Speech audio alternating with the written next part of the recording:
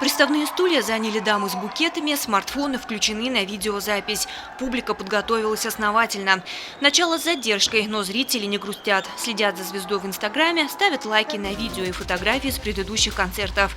«С корабля на бал» – это выражение точно про образ жизни команды Элвина Грея. Артисты ежедневно проезжают по 1000, а то и более километров. Каждый день новые города и новая публика. Тысячи поклонников, зажигательное шоу длительностью около 3 часов. Беседы со зрителями, совместные фотографии, автографы. Между ними еще и многочисленные переговоры. На вопрос, каково это – жить в режиме нон-стоп, ответ очевиден. Это вдохновляет, во-первых. К этому я шел. Я думаю, любой артист к этому идет, и это нормально. И это мне не мешает, это только вдохновляет. И о чем мечтал, к тому пришел. И я бы сказал, это еще не все. Организм, конечно, иногда устает, но это приятная усталость. Мы молодые, мы сейчас быстро восстанавливаемся, поэтому пока я не жалуюсь, и в дальнейшем, я думаю, тоже не буду жаловаться, потому что буду стараться за собой смотреть. И вот на объемных декорациях забегали лазерные лучи. Встречайте звезду. Элвин Грей появляется в перекрестье прожекторов, и восторженный рев сотрясает стены. Ледовый дворец забит полностью. Пропустить долгожданное шоу любимца фанаты не могли. По ощущениям, зрителей было порядка 1500. На одних только трибунах разместилось около 500. А так называемый танцпол был утрамбован под завязку. На нем расположилась не только молодежь, мелькали и вполне солидные лица, за 40 и даже постарше.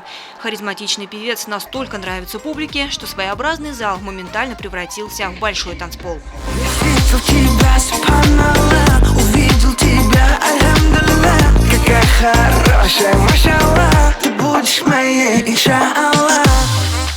В течение своего 3D-шоу Радик Юлиакшин много общался с залом, причем сразу на 2 языках – башкирском и русском. И в его репертуаре песня на нескольких языках, даже на румынском. Молодой артист не скрывает, что планирует расширить аудиторию и записать дуэты с известными российскими исполнителями. Он уже сделал это с группой «Интонация», авторами саундтреков к популярному сериалу «Молодежка». В скором времени выйдет новый клип артиста, снятый в Таиланде. Название и тему которого он пока держит в секрете. В этом году выходить на российский шоу-бизнес, чтобы наши песни крутили, чтобы знали, чтобы вся Россия знала, что есть песни на наших, то есть подпевали песни на наших языках. И писать дальше песни, дальше больше, не только Россия, мир, Китай, Казахстан, все есть. Многочисленных зрителей также порадовало выступление известного исполнителя из Казахстана Бибека Мамедрзаева, который является автором одной из песен Элвина. Давай зажигай, сердца зажигай, в небо руки ты выше поднимай. Давай зажигай, со мной зажигай, в этом танце меня не отпускай. Зрители на сцену передавали букеты, сладкий чак-чак, подарки. Благодарственные письма музыканту вручили за его материальную помощь детским приютам. Кстати, воспитанники учреждений также присутствовали на концерте. Еще одним запоминающимся моментом стало публичное признание в любви и предложение руки и сердца молодого человека своей девушке. Вот так насыщенно проходят все концерты Элвина. Зритель, независимо от того, будь он сибайский, уфимский, казанский или московский, всегда тепло принимает автора и исполнителя любимых хитов. К примеру, в прошлом году Юлиакшин собирал полные залы по всей стране, давая в среднем по 20 концертов за месяц. В декабрьской части своего масштабного тура Элвин Грей собрал 2 аншлаговых сольника в Москве, а завершил год 24 декабря концертом в Санкт-Петербурге.